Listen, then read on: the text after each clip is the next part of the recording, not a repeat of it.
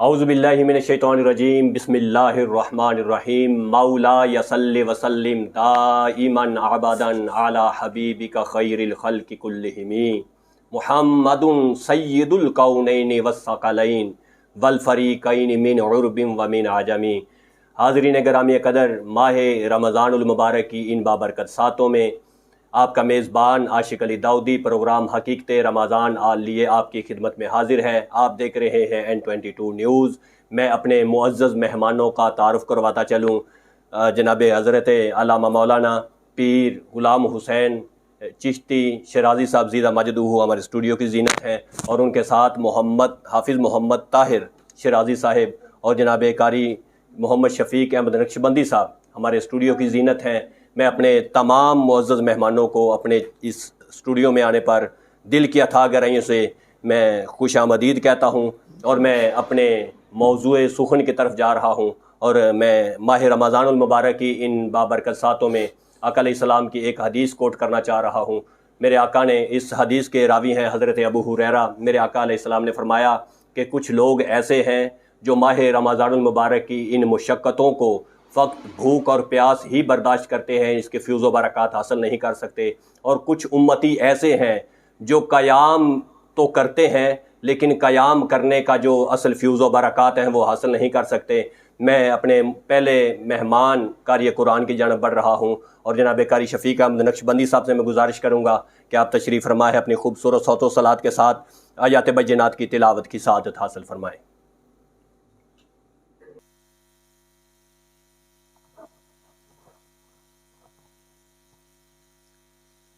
السلام علیکم ورحمۃ اللہ وبرکاتہ۔ اعوذ باللہ من الشیطان الرجیم،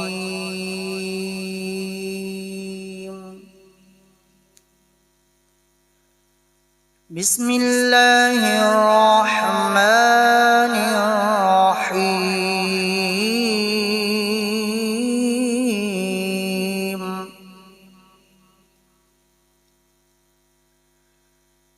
هو اللہ الذی لا الہ الا هو،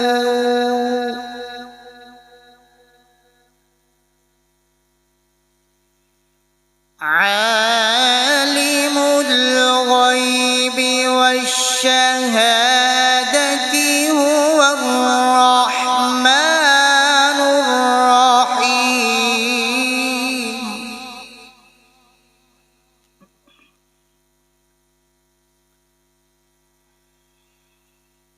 هو اللہ الذی لا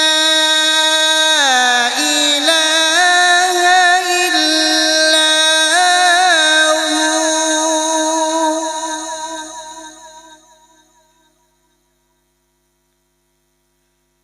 هو، الملك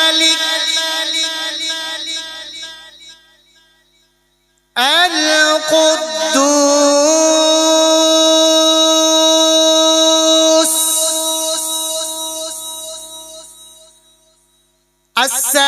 السلام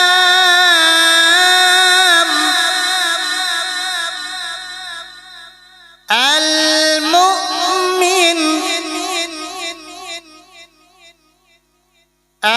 المهيمن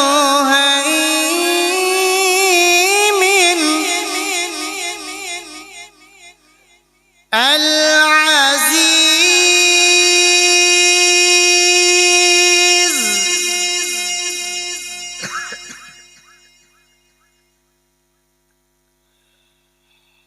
الملك القدوس السلام المؤمن المهيمن العزيز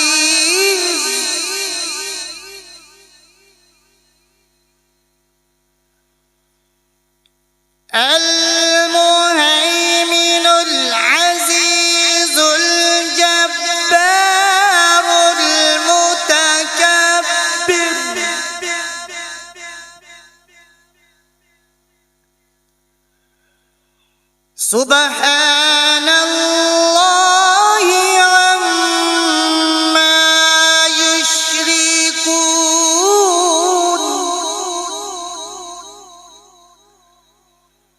سبحان اللہ عما یشرکون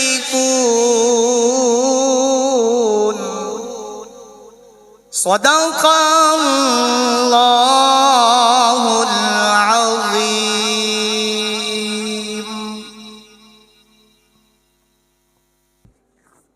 ماشاء اللہ، قاری محمد شفیق نقشبندی صاحب اپنے خوبصورت صوت و صلات کے ساتھ آیات بینات کو ترنم کی لڑیوں میں پرو رہے تھے۔ میں اپنے چھوٹے معزز مہمان حافظ محمد عمیر رضا شرازی صاحب آپ کی جانب بڑھ رہا ہوں اور گزارش کروں گا کہ جس طرح میرے آقا ہجرت کر کے مدینہ آئے اور مدینہ کے یثرب، اس وقت نام یثرب تھا، یثرب کے بچیوں نے دف بجا کر میرے کریم آقا کا استقبال کیا، اور ساتھ بچے بھی تھے، اور بچوں کو میرے آقا بڑا پسند فرماتے تھے۔ جب بھی میرے آقا کی مجلس ہوتی، میرے آقا آواز فرماتے تو سب سے پہلے اپنے قریب بچوں کو بٹھاتے۔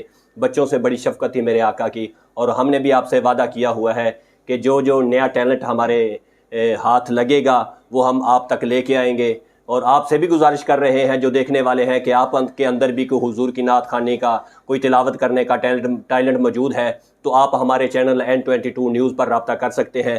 میں اپنے معزز مہمان کی جانب بڑھ رہا ہوں اور حضور کی نعت کا میں گزارش کروں گا کہ آپ اپنے خوبصورت انداز میں میرے کریم آقا کی نعت بیان فرمائیں۔ جدو دا سونیا میں تیرا ہو گیا، جدو دا سونیا میں تیرا ہو گیا، قسم رب دی زمانہ میرا ہو گیا، جدو دا سونیا میں تیرا ہو گیا، قسم رب دی زمانہ میرا ہو گیا، کسے شے دی انہوں کمی نہ کوئی رہی، کسے شے دی انہوں کمی نہ کوئی رہی، تیرے دردہ غلام جیڑا ہو گیا، جدو دا سونیا میں تیرا ہو گیا، قسم رب دی زمانہ میرا ہو گیا، کیتا اپنے فضل تے کرم دا عرش والے نے سایہ، کیتا اپنے فضل تے کرم دا عرش والے نے سایہ، ساری دنیا دی تقدیر جاگی تو جدو جگ تے آیا، ساری دنیا دی تقدیر جاگی تو جدو جگ تے آیا، اے جگ بے نور سی تے کالی رات سی، اے جگ بے نور سی تے کالی رات سی، تیری آمد ہوئی سویرا ہو گیا، جدو دا سونیا میں تیرا ہو گیا، قسم رب دی زمانہ میرا ہو گیا، کسے شے دی انہوں کمی نہ کوئی رہی، کسے شے دی انہوں کمی نہ کوئی رہی، تیرے دردہ غلام جیڑا ہو گیا۔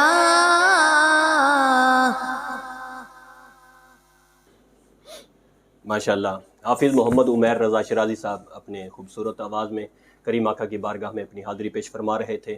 جس طرح روزہ ہمیں کئی چیزوں کا درس دیتا ہے، روزہ ہمیں تقوی کی تلقین کرتا ہے، تو ان میں ایک یہ بھی ہے کہ روزہ ہمیں تقوی میں صبر کی بھی تلقین کرتا ہے۔ اس طرح میں ایک روایت علامہ صاحب کوٹ کرتا چلوں کہ دو صاحب حال بزرگ ایک دفعہ ملے اور گفت و شنید ہوئی آپس میں دونوں کی، تو ایک بزرگ دوسرے سے کہنے لگے بھئی ہمارا حال تو ایسا ہے کہ مل جائے تو شکر کرتے ہیں، اگر نہ مل جائے تو صبر کرتے ہیں۔ دوسرے صاحب حال بزرگ کہنے لگے بھئی یہ حال تو ہمارے ہاں کتوں کا بھی ہے کہ اگر ان کو مل جائے تو وہ اپنے مالک کی نوکری کرتے ہیں، اگر نہ ملے تو وہ صبر اور شکر کے ساتھ پڑے رہتے ہیں۔ تو وہ بزرگ دوسرے سے کہنے لگے بھئی تمہارے ہاں پھر کیا ہے؟ وہ کہنے لگے کہ ہمارے ہاں اس طرح کا رواج ہے کہ مل جائے تو بانٹ دیتے ہیں، اگر نہ ملے تو شکر کرتے ہیں۔ اور ماہ رمضان المبارک ہمیں اسی چیز کا درس دیتا ہے، اگر کوئی صاحب ثروت لوگ ہیں تو وہ غریبوں، محتاجوں، یتیموں کی مدد کریں، جس طرح یہ صدقہ فطر ہے۔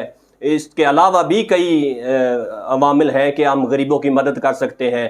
میں علامہ صاحب کا آپ کی جانب بڑھ رہا ہوں اور آپ سے گزارش کروں گا جس طرح یہ آخری عشرہ چل رہا ہے اس پر کچھ روشنی ڈالیں تاکہ ہمارے ناظرین کو پتہ چلے کہ ماہ رمضان المبارک کے 3 عشروں میں جو سب سے آخری عشرہ ہے یہ مغفرت کا ہے یا دوزخ سے نجات کا ہے، یہ آپ ہمیں گفتگو میں بتائیے تاکہ ہم اس میں جو لیلۃ القدر کی رات آ رہی ہے وہ بھی تلاش کریں، اور جو اعتکاف میں لوگ بیٹھتے ہیں اس کا ہمیں ذرا مقصد بتائیے۔ نحمدہ ونصلی ونسلم علی رسولہ الکریم، اما بعد فاعوذ باللہ من الشیطان الرجیم، بسم اللہ الرحمن الرحیم۔ ولا تباشروہن وانتم عاکفون فی المساجد، صدق اللہ العظیم۔ ان اللہ وملائکتہ یصلون علی النبی یا ایھا الذین آمنوا صلوا علیہ وسلموا تسلیما۔ الصلاۃ والسلام علیک یا سیدی یا رسول اللہ وعلی آلک واصحابک یا حبیب اللہ۔ آئیے ناظرین، سب سے پہلے میں شکر گزار ہوں ہمارے بہت ہی پیارے محسن عزت مآب حاجی محمد یاسین کھوکھر صاحب اور پاسبان مسلک رضا پیکر خلوص و وفا عزت مآب جناب عاشق علی داؤدی صاحب، جنہوں نے رمضان المبارک کے اس بابرکت گھڑیوں میں، اس سعادتوں میں ہمیں N22 نیوز پر حاضری کا موقع عنایت فرمایا۔ رمضان المبارک کے آخری عشرے کے بارے میں گفتگو جو آج ہم آپ کے سامنے کر رہے ہیں، آئیے ناظرین میں آپ کو بتاتا چلوں، حضور علیہ الصلاۃ والسلام نے ارشاد فرمایا رمضان المبارک کا پہلا عشرہ وہ رحمت ہے، رمضان المبارک کا دوسرا عشرہ مغفرت کا عشرہ ہے، اور رمضان المبارک کا تیسرا عشرہ جو ہے وہ نجات کا عشرہ ہے، یعنی جہنم سے آزادی کا عشرہ ہے۔ رمضان المبارک کے آخری عشرے کی دعا، سب سے پہلے عشرے کی دعا جو ہے وہ آپ سماعت فرمائیں۔ رمضان المبارک کے یہ عشرہ جو پہلا عشرہ ہے اس کو رحمت کا عشرہ کہتے ہیں، دوسرا عشرہ مغفرت کا عشرہ ہے، تیسرا عشرہ جہنم سے آزادی کا عشرہ ہے۔ تو رمضان المبارک کا آخری عشرہ جو ہے اس کی دعا اللہم انکا عفو تحب العفو فاعف عنا یا غفور یا غفور یا غفور، اس کے پڑھنے سے آدمی کی نجات ہو جاتی ہے۔ اور رمضان المبارک کی ان سعادت والی گھڑیوں میں اللہ رب العالمین 70,000 ایسے آدمی جن پر جہنم واجب ہو چکی ہے ان کو اللہ جہنم سے نکال کر جنت عطا فرماتا ہے۔ 70,000 ایسے آدمی۔ اور رمضان المبارک کے آخری عشرے میں اعتکاف کیا جاتا ہے۔ یہ اعتکاف کرنا کریم آقا علیہ الصلوۃ والسلام کی سنت ہے، اور اس کو سنت علی الکفایہ بھی کہا جاتا ہے۔ رمضان المبارک کے اس بابرکت مہینے کے آخری عشرے میں جو آدمی اعتکاف کرتا ہے اللہ رب العالمین اس کو ایک حج اور ایک عمرے کا ثواب عطا فرماتا ہے۔ ماشاءاللہ۔ یہ اللہ رب العالمین کا حکم ہے قرآن پاک میں وَلَا تُبَاشِرُوهُنَّ وَأَنْتُمْ عَاكِفُونَ فِي الْمَسَاجِدِ، کہ تم مباشرت نہ کرو اور اعتکاف کرو مساجد میں۔ یہ اللہ کا حکم ہے، مساجد میں اعتکاف کیا جاتا ہے۔ 10 روزہ اعتکاف سنت علی الکفایہ، اگر گاؤں میں سے ایک آدمی نے بھی اعتکاف کر لیا تو یہ سب کو اس کا ثواب ملے گا۔ اگر ایک آدمی نے بھی اعتکاف نہ کیا تو یہ اس کا کفارہ سب کے ذمہ ہے، اس کا گناہ سب کے ذمہ ہے۔ تو اس لیے رمضان المبارک کے آخری عشرے میں اعتکاف کیا جاتا ہے۔ تو اعتکاف کے اندر اللہ رب العالمین کی عبادت، کثرت ذکر، کثرت قرآن پاک کی تلاوت، اور یہ اللہ رب العالمین کی بارگاہ میں تمام امت مسلمہ کے حق میں دعا کی جائے تاکہ جن پر جہنم واجب ہو چکی ہے اللہ ان کو جہنم سے نکال کر جنت عطا فرمائے۔ اور رمضان المبارک کے آخری عشرے میں اعتکاف کا جو مقصد ہے وہ لیلۃ القدر کی رات کو تلاش کرنا۔ تو لیلۃ القدر کیا ہے؟ حضور علیہ الصلوۃ والسلام کی بارگاہ میں ایک صحابی عرض کی، یا رسول اللہ لیلۃ القدر کیا ہے؟ حضور علیہ الصلوۃ والسلام نے ارشاد فرمایا، انا انزلناہ فی لیلۃ القدر وما ادراک ما لیلۃ القدر۔ آپ پوچھتے ہیں لیلۃ القدر کیا ہے، تو آؤ میں آپ کو بتاتا ہوں، لیلۃ القدر خیر من الف شہر تنزل الملائکۃ والروح۔ فرمایا یہ لیلۃ القدر کی وہ رات ہے جو 1000 مہینوں سے افضل ہے، 1000 مہینوں سے افضل ہے۔ اور اس رات اللہ رب العالمین نے قرآن پاک نازل فرمایا، اور یہ وہ لیلۃ القدر کی رات ہے۔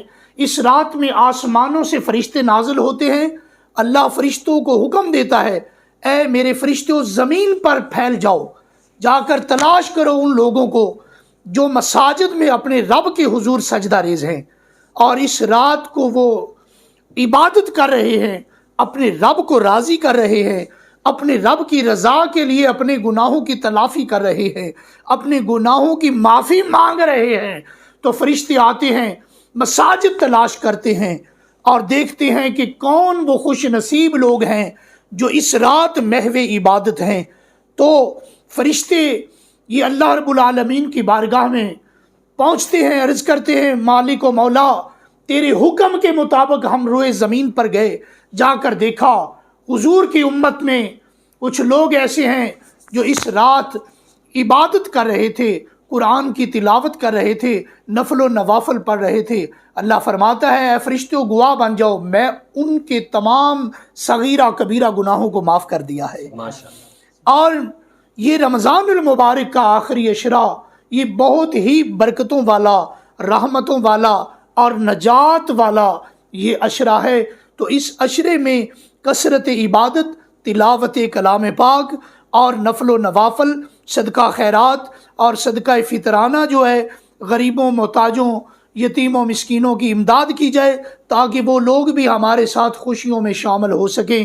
تو یہ صدقہ فطرانہ ہر مسلمان پر واجب ہے، اور اپنی حیثیت کے مطابق 2.25 کلو گندم کے حساب سے یہ سب سے نیچے والا درجہ ہے۔